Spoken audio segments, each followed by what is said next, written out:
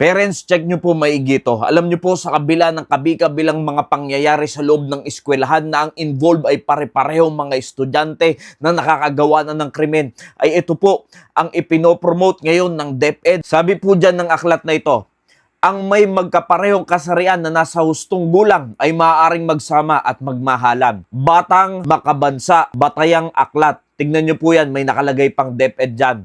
At sabi po dyan, kung ikaw ay isang lalaki na may pusong babae o kaya ay isang babae na may pusong lalaki, tanggapin mo ito. Biruin nyo, ganito ang gustong i-input ng edukasyon ngayon sa inyong mga anak, na pagka dumating na daw sa hustong gulang at pareho naman ng kasarian ay pwede nang magsama. Yan ba yung tama? Yan ba yung magandang matutunan ng mga kabataan ngayon? Na i-tolerate na pwedeng magsama yung same sex, parehong kasarian, basta't dumating na sa hustong gulang?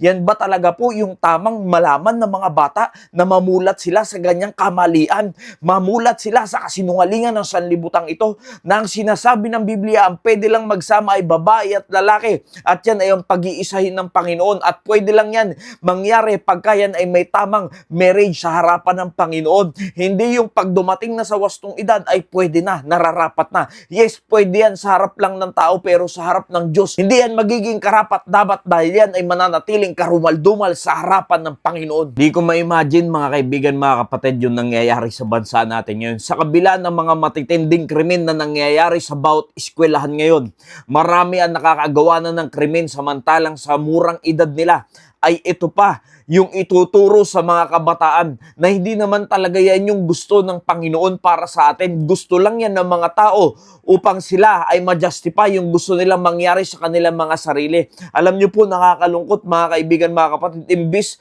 na ang ating bansa, ang ating pamunuan ay mag-focus doon sa mga issue na dapat ina-address, ay nagpo-focus sa kung ano-ano pa yung hindi naman dapat pagpukusan. Nagsimula doon sa pamamaril sa loob ng eskwelahan, ang dami na po nangyayari hanggang ngayon. Meron na naman 13 anyos namatay dahil po sa pananaksak ng kanyang kaklaseng 14 years old. Biruin nyo yan mga kaibigan, mga kapatid, na dapat yan yung mga pinagpupukusan na issue sa loob ng eskwelahan, pero samantalang ganyan yung nangyayari.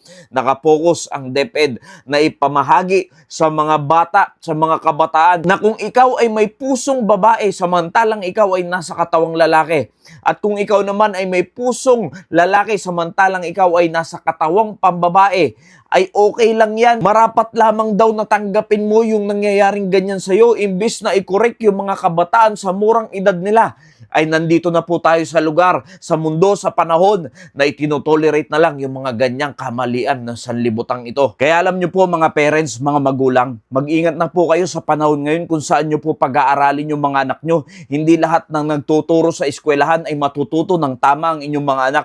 At pwede, pagtagal po nila dyan at natuto sila sa mga ganyang klaseng kamalian, ayan pa yung maging sakit ng ulo nyo pagdating ng panahon na dapat na ililinya na po sila sa tamang katotohanan, na dapat yung eskwelahan na pagpapasukan nyo po sa kanila hanggat maaari yung nagtuturo ng salita ng Diyos, yung eskwelahan na merong oras para sa salita ng Panginoon, na ma-direct ng katotohanan yung mga bata sa kanilang mga murang edad.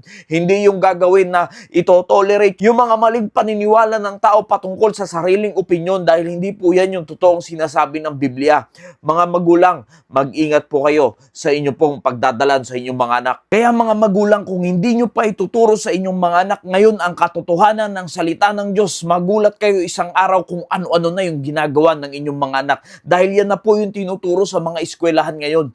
Magkaroon po kayo ng tamang oras para sa inyong mga anak na ipakilala ang Diyos, upang ang Diyos ang maglagay ng tamang direksyon sa inyong mga anak, na hindi sila malihis ng mga ganitong klaseng turo ng sanlibutan. Nawa, naging pagpapala po ang mensaheng ito. Maraming salamat po and God bless you all.